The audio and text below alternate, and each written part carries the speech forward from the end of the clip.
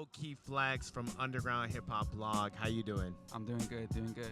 How does it feel to be a part of media today and just overall like repping Underground Hip Hop Blog?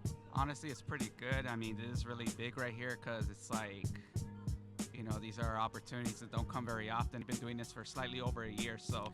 Wow. So who was that one artist that made you fall in love with underground hip hop?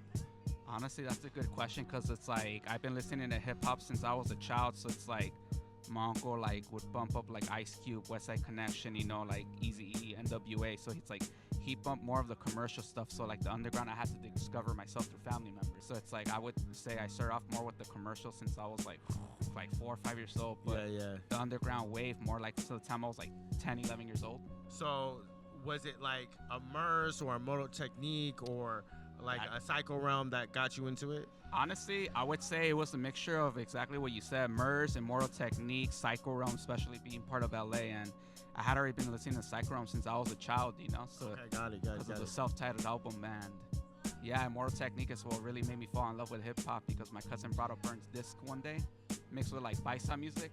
Oh, and, like, yeah.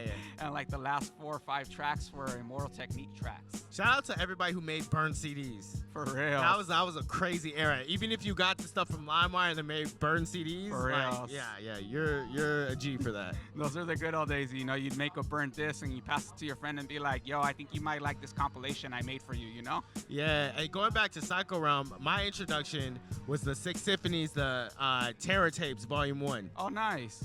Yeah, so that whole thing, Sick Jackin' and Cynic, that changed my whole perception on hip hop. You know, right there. That was like a comeback right there. Yeah.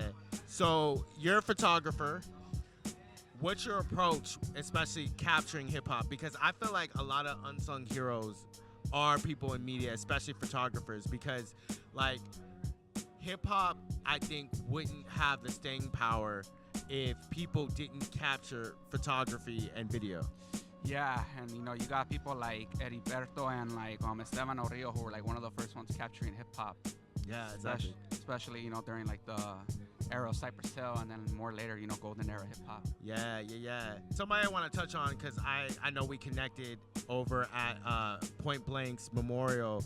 Did you have a personal relationship with him at all? Yeah, so RJ and I, we had already known each other for like the past decade already. I just, you know, I spent my whole roaring 20s with RJ, and yeah. You know, I wasn't even a photographer or media yet, so it's like I was just a, you know, hip hop fan, concert goer all those years until like, you know, RJ and I, we used to sneak into shows. I used to just like borrow his camera.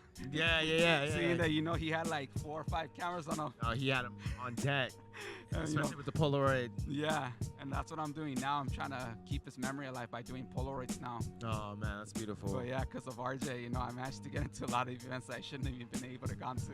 Yeah, no, I feel that. What is one of your favorite Point Blank or RJ moments that you can remember?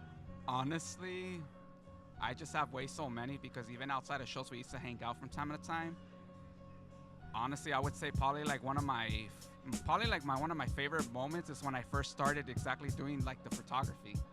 Exactly, because it's like that was just like the beginning of a whole new world, and RJ was explaining to me things that I could do and things that I can achieve. So it's like it felt like entering like a door full of like new opportunities that some I have, you know, achieved and some I have not, you know, accomplished just yet. But I would say it's probably like my favorite moment because it's like I told RJ we're gonna take over the world. Wow, actually, RJ and I went to community college, and yeah, we went to LA Mission College. This is around like 2012, 2013. I was a senior. Yeah, and you know, one of my favorite RJ moments or Point Blank moments was when I opened up for Ghostface Killer, Panic LA.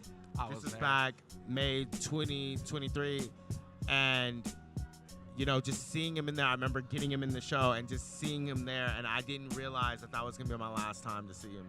That was actually one of the last and final shows that RJ snuck me into. Wow, so you were there too? A week later, I became a photographer because that's when like I was already in discussion with RJ, like, yo, I think I'm gonna start doing media because, you know, trying to manage artists and trying to learn how to A&R, and it's like I just felt like, you know what, I didn't really feel success in that, so I said I'm just gonna start doing what you do, and you know, it's been a ride. But the thing is that like with RJ, that was actually the final show because originally I paid for a ticket and I had a friend of mine tell me like, yo, I want to go. I'm like, you know what? Take my ticket. I'll make my way in. I told RJ, hey, just come outside, give me the camera, and let's just, and saying like we did nonchalantly, and I'd be like, yeah, I'm with him, That's wild. How did you connect with Underground Hip Hop Blog? Was it through RJ? Actually, the thing is, it's like I had already met Victor and Mondo exactly around the time when I had just met RJ. Oh, okay, perfect. And then it's like over the years since I was going to their shows, it got to a point where I had like reached out to both of them, to Victor and Mondo, like, hey, what can I do?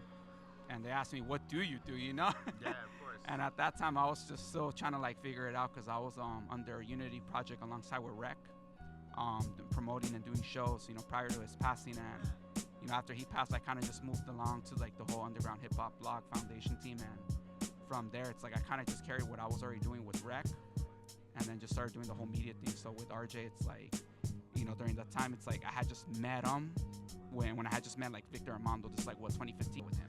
Yeah, no, that's phenomenal, man. I mean, I remember getting featured on Underground Hip Hop Blog back in 2013 when I dropped my instrumental project, A Piece of Sound, when I used to go by The Formula. So big shout out to y'all. I will always have love for Underground Hip Hop Blog, and anybody who shows love to Justified Media, whether you're a media personality, it's always all love on our end. So thank you so much. Appreciate your time, man. Appreciate for having me, man. Thank you. Of course.